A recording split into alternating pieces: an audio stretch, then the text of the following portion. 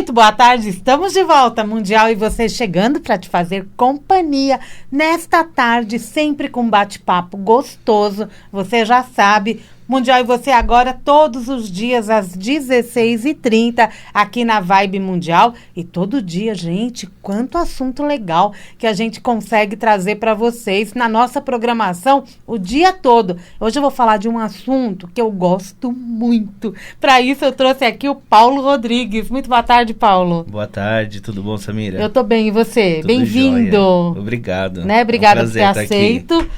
Vir ao nosso programa. Vamos falar de baralho cigano? Gosto muito desse tema, porque eu acho que o baralho cigano tem uma história muito profunda cultural também, né, Paulo? Sim, ela tem muito... Ela, na verdade, se apoia em muitas... em muitas culturas, né? Uhum. No entanto, ele tem uma origem um pouco diferente do que as pessoas imaginam. Olá, vamos falar disso. O Paulo, deixa eu apresentar o Paulo. O Paulo Rodrigues, ele é cartomante, tarólogo, autor do baralho Lenormand. Este aqui, para quem está nos acompanhando em vídeo, mestre reiki, terapeuta holístico, magista e radiestesista, um profissional completo. Né? Onde, na área que a gente quiser, Paulo, me ajuda? Ajudo, vamos lá. Se eu não posso ajudar, eu passo para outro, não é assim? Exatamente. O Paulo, ele tem esse baralho cigano Lenormand clássico, são 39 cartas, lançado... Faz pouco tempo, pela editora Alfabeto? Esse já tem um bom tempo, já tem um né? bom tempo. Eu lancei ele de modo particular, antes da editora Alfabeto conhecer meu trabalho, desde 2015. Aí, final de 2016 para 2017, se eu não me engano, ele foi lançado pela editora Alfabeto. Muito legal, gente, porque ele também ilustra as imagens. Vamos falar um pouquinho disso. Me conta a história desse baralho cigano, como que surgiu, né? Qual que foi a... Bom, tudo começa a vibe. Tudo começa na adolescência da gente, né? Eu gostava muito de cartas, eu sempre fui um entusiasta. Também sempre fui aquele que fazia as coisas proibidas, porque a família não deixava. Mexia com as cartas. Mas era essa uma curiosidade muito grande, né? Uhum. E quando eu comecei a ter minha vidinha mesmo, sair, andar com as minhas próprias pernas, eu falei, não, agora eu vou enveredar por esse caminho, porque é por aí que eu quero ir. Uhum. E... após começar a estudar o tarô, né, que eu acho que muita gente começa pelo tarô por ser um dos oráculos mais famosos que existem, né, e mais antigos. O baralho cigano me chamou muita atenção pela simplicidade dele, né, pelo fato dele ser claro, dele ser objetivo, dele trazer respostas assim de bate pronto pra gente, e também a forma como eu recebia os feedbacks dos meus amigos, né, porque na época você só lê pros seus colegas, pros amigos, tá começando, né, de estudar. E esse baralho que eu lancei aqui, agora com a editora Alfabeto, né? Ele foi feito no meu processo de estudo, porque tinha muito baralho no mercado, principalmente os nacionais, que eu tinha dificuldade de fácil identificação nos emblemas que tinham nas cartas, né? Às vezes é muito colorido ou muito bagunçado as informações. Tem alguns muito bonitos também, mas eu senti a necessidade de ter alguma coisa bastante clean, bem limpa e fácil de entendimento. Tanto que o objetivo de criar esse baralho foi ajudar as pessoas que estão começando a poder facilmente identificar qual o símbolo que contém na carta e isso trazer à tona todas as informações que aquela carta contém. Que era o que você estava passando enquanto estudante, né, do baralho cigano. Muitas vezes... Você viu que jeito legal de aprender, gente? Ele ia desenhando, ele ia fazendo a própria carta dele. Exatamente. É uma forma de aprendizagem. Eu já desenho desde criança, então para mim é uma paixão. Artes, em geral, é uma paixão para mim, mas principalmente as artes gráficas, os desenhos. E ficou lindo. Continua. Obrigado. E durante esse processo, né, eu fui criando carta a carta no processo de estudar e graças a Deus foi muito aceito, porque no começo eu até tinha disponibilizado as imagens dele gratuitamente para grupos de cartomantes, para eles poderem imprimir, usar e testar esse baralho para ver se funcionava. Para mim funcionava muito bem, lógico, né, porque acho que foi eu que fiz, então comigo vai funcionar, mas eu queria saber o feedback das pessoas e todo mundo gostou muito, né, teve uma divulgação muito grande. Eu falei, não, então tá bom, agora eu vou lançar ele, porque vale a pena. Que bom, né? Que bom. Me fala uma coisa, eu posso considerar o baralho cigano uma ferramenta de adivinhação mas também de autoconhecimento?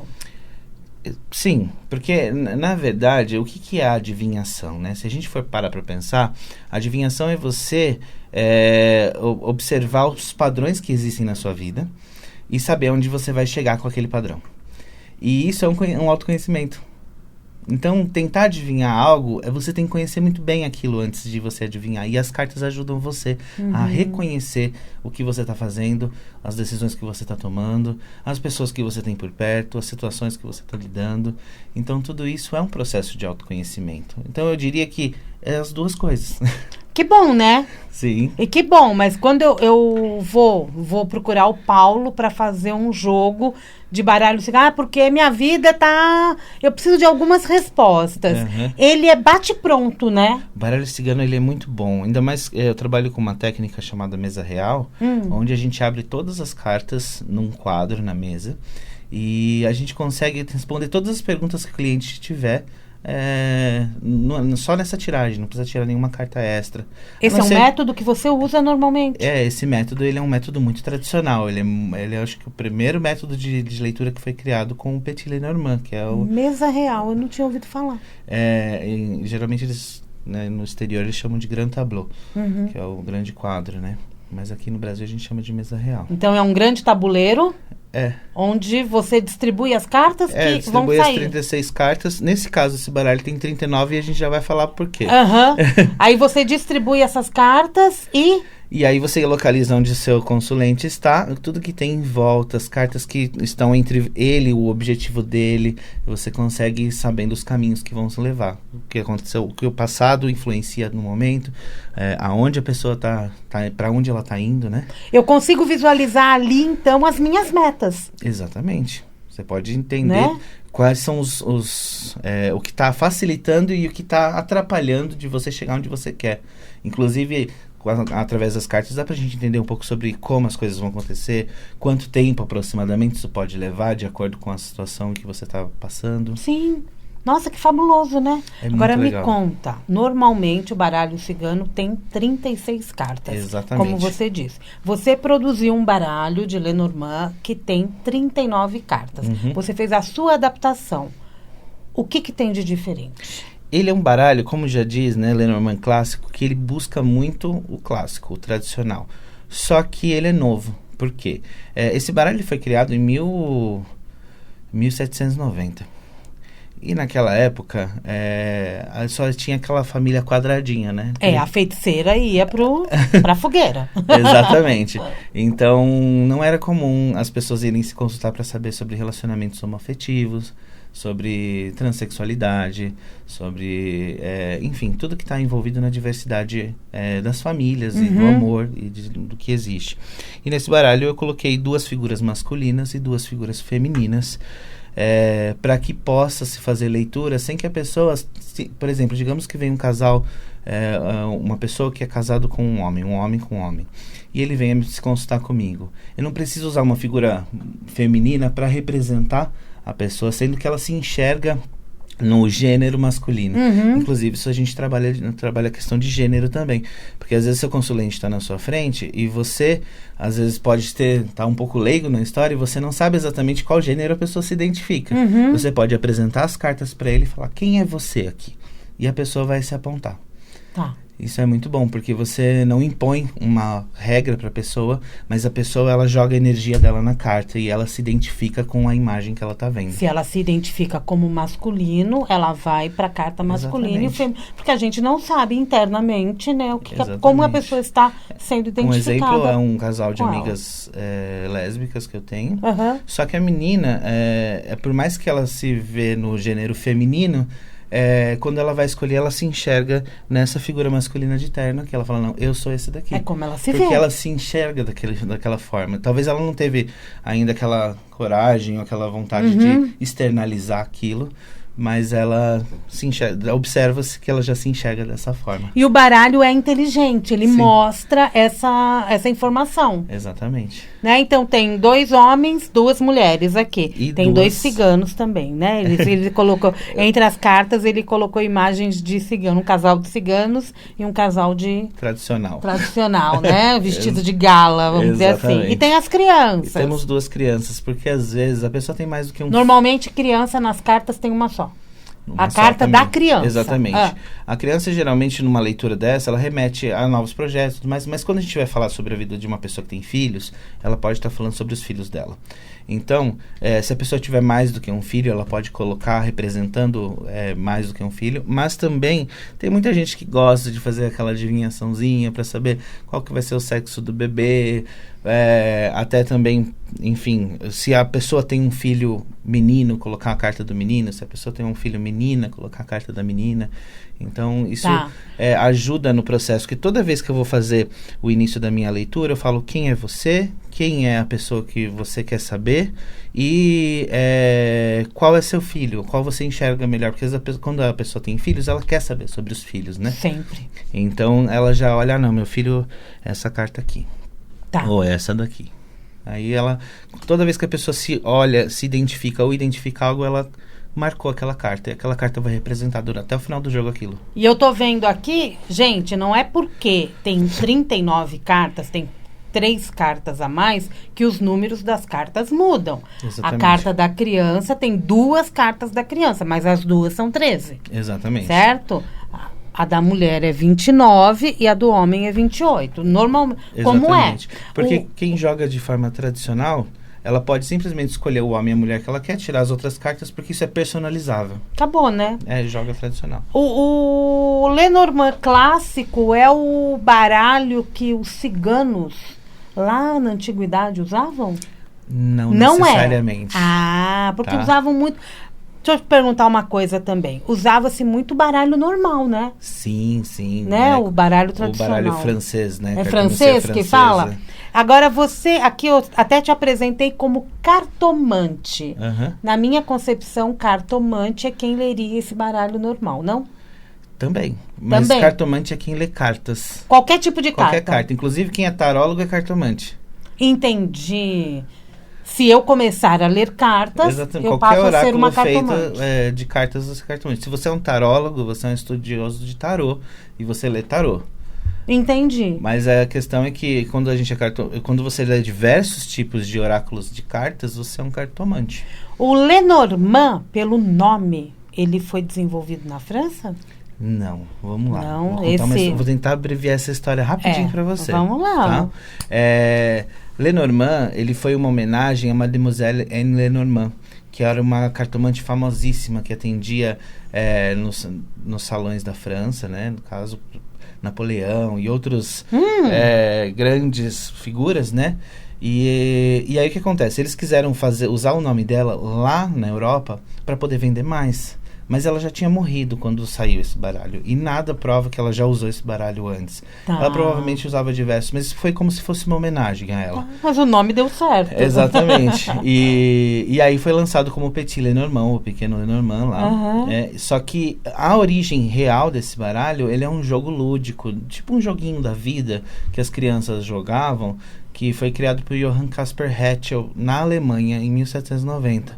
E o pessoal começou a utilizar com o passar do tempo aquilo para leituras, e uma pessoa que se auto-intitula Philippe Lenormand, que ele se diz herdeiro dela, né? Sobrinho, se eu não me engano, ele lançou esse baralho pegando essas artes desse jogo e transformando ele em algo oracular, com essa tiragem da mesa real que a gente conversou agora há pouco. E aí o que acontece? Ele usou esse nome, que nada prova, tanto que a Mademoiselle Anne Lenormand era Lê, espaço, Normand. Ele colocou tudo junto até para não ter algum problema de tomar um processo, provavelmente. Espertinho naquela época já, né? Mas no Brasil aconteceu a mesma coisa. Como assim? Porque o que aconteceu? Aqui no Brasil, a Mademoiselle Lenormand, ela não era famosa. Mas quem que eram os famosos leitores de cartas? Quem? Os ciganos. Sim. Então ele veio com o nome de baralho cigano.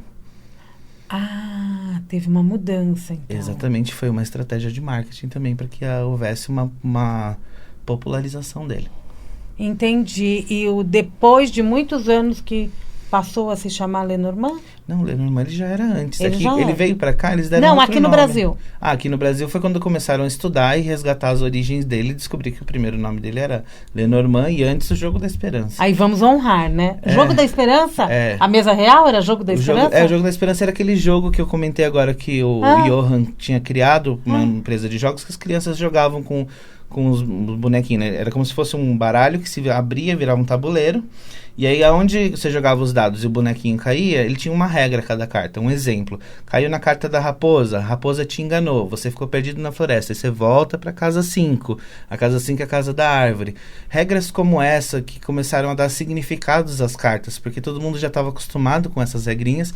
Então, ou seja, se saía uma raposa numa situação de uma leitura, você sabia que você podia tomar cuidado que tinha uma armadilha ali, que alguém ia tentar te enganar e te passar para trás. A raposa é traiçoeira, né?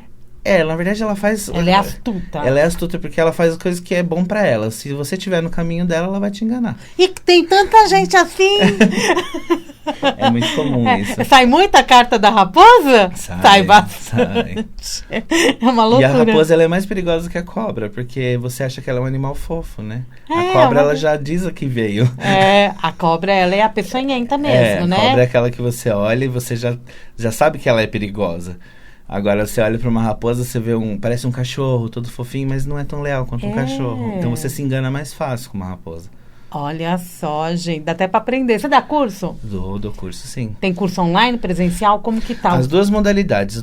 Eu tô finalizando as videoaulas pra gente poder lançar o curso online, onde as pessoas vão ter todos os significados nas videoaulas e vão ter alguns encontros pra gente fazer os processos de tiragem depois que a pessoa já tiver os significados. E também tô preparando o curso presencial em São Caetano. Ah, que legal. Muito bom, né? Presencial é sempre bom. É uma delícia. Você tá naquela atmosfera gostosa, a gente tomando um cafezinho, exato, tem uma egrégora, né? Exatamente, falando da mesma coisa. Quantas formas de tiragem existe? Infinitas. Infinitas? Porque o oráculo é livre, né? E uma coisa que eu sempre falo é que você é o oráculo, não as cartas. As cartas é um pedaço de papel impresso que, ao ver aquela imagem, a sua mente associa algo que está dentro de você. Então, você pode tirar 3 cartas, 5 cartas, 9 cartas, 10 cartas, quantas cartas forem necessárias. A tiragem mais tradicional é usando todas as cartas, mas... Todas? Você abre as 36 cartas num leque? Não é num leque, é num quadrado, assim, basicamente, né? Que é a mesa real. E lá você enxerga tudo. Mas que aí sai a minha vida numa ordem. Exatamente. Mas ou desordem, né? Pode ser.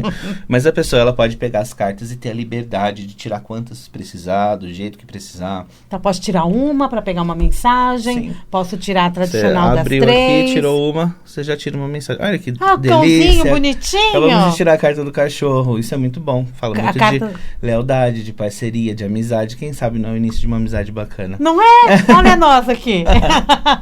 Olha nós aqui. Aí você tirou uma carta. Aí isso. A gente tá falando de uma mensagem. Quando eu tiro 3 cartas...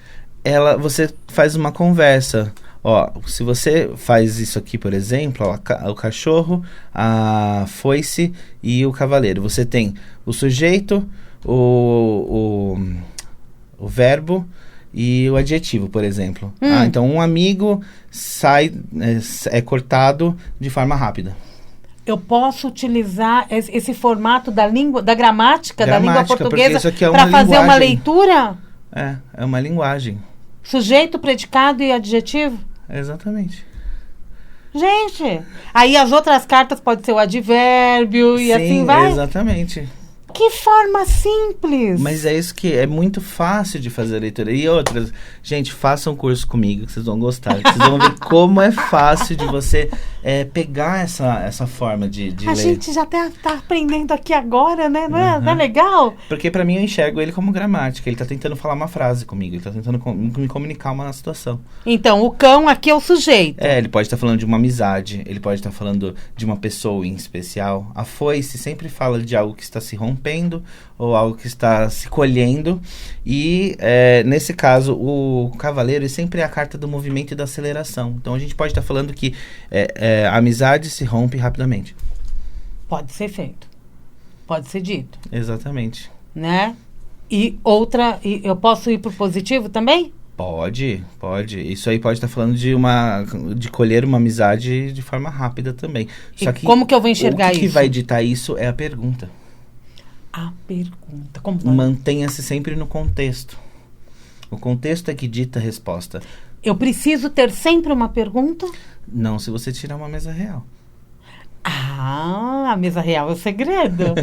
Ou tem tiragens que, por exemplo, você faz a tiragem e você determina que a carta do meio é o assunto. Ok. Então, você viu, o assunto é a carta do meio. Então, tudo que está em volta, que está girando em volta desse assunto. Ok. E eu posso, por exemplo, pegar essas cartas e tirar para mim? Claro. Com certeza. Sem porque problema. assim, ó, mas eu tenho que ter a pergunta. Tem muita gente... se você tiver uma mesa, não. Mas eu não tenho a mesa. Então você pode fazer uma pergunta. O que eu preciso saber hoje? Você vai ter essa questão do sujeito, do predicado. Ô, meu amigo, você está trabalhando num novo formato do baralho, né? Sim. Novo formato, nova cara, né? Eu acho que é isso, talvez. Mas esse aqui já me ajuda bastante. Sim. Você não vai lançar a mesa da mesa real também, não? O que? O aí, baralho? Ó, já tô dando ideia pra ele. Não, a gente tá fazendo... o tabuleiro. Já tá em processo de escrita e temos por objetivo tentar lançar até esse final desse ano o livro com um curso introdutório, que vai ter toda a parte introdutória, e depois vai ter o curso avançado, que é a parte da mesa real. A vida não para, né? Exatamente. A vida não para, a gente está sempre em movimento, e é super importante a gente estar fazendo isso, porque eu acredito que cada vez que você pensa no baralho cigano, surgem ideias para você. Sim. Não é? Só no baralho cigano, né? Porque são tantas possibilidades, tantos símbolos que compõem o inconsciente coletivo da humanidade que dá para ser feito. O baralho cigano, ele é um agrupado de símbolos que traz uma gama de cores para você poder fazer uma leitura. Mas existem tantas cores aí que a gente dá para você fazer leitura com diversas coisas. E o Paulo tá aqui também comprovando pra gente que não é só mulheres que leem baralho cigano. Exatamente. Mais uma vez. É uma lenda isso. Né? Pode até ter sido lá no passado entre o povo cigano. Mas isso é uma tradição, né? A gente não está falando de uma regra. É uma regra para um povo, é uma cultura. Para eles. Exatamente, é uma cultura. Então, isso daí é como, por exemplo, falar que em determinada religião não se pode casar casais homoafetivos. Isso é uma cultura. Não quer dizer que isso é proibido, que dois seres humanos façam isso. Se eles viverem essa cultura, eles não podem mesmo. É verdade, é verdade. Quem quiser adquirir, porque eu já deixei você com bastante vontade, né? Quem quiser adquirir o baralho... É só entrar no site da Editora Alfabeto, ou então tem, na maioria das lojas, tem nas grandes livrarias, né? Tem, mas... No site da Editora Alfabeto, além desse baralho lindo, eles têm tantos livros incríveis. Sim, com certeza.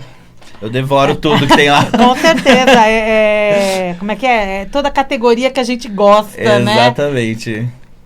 Obrigada, viu, Paulo? Eu quero que você deixe uma mensagem pra gente. Eu quero te parabenizar porque as imagens realmente são bonitas, são bem feitas e falam com a gente de uma forma direta. E isso é legal porque a gente também tem a possibilidade de estimular a nossa intuição. Exatamente. Porque ela fica adormecida, né?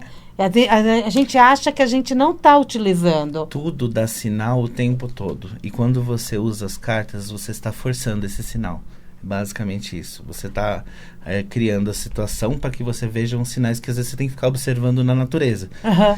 O movimento, a energia, né? Exatamente. A mensagem que eu gostaria de deixar é que não existe um grupo elitizado que pode ler baralhos e cartas e tudo mais.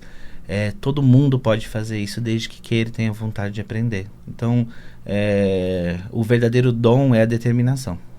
Então, gente, não cai nessa de que são só pessoas especiais que podem fazer isso. Não, a gente pode ter o nosso baralho, a gente pode ter qualquer objeto, né? O nosso pêndulo, o que você quiser, você tem a oportunidade, o direito de aprender e utilizar da forma que quiser. Pode ser comercialmente ou não. Sim, pode não ser simplesmente um hobby. E que hobby legal!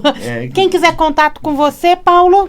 Pode entrar nas minhas redes sociais, tanto Facebook quanto Instagram, tarólogo Paulo Rodrigues. Ou então no meu WhatsApp, que é o 11 9 59 80 10 10. 959801010, é isso? Exatamente.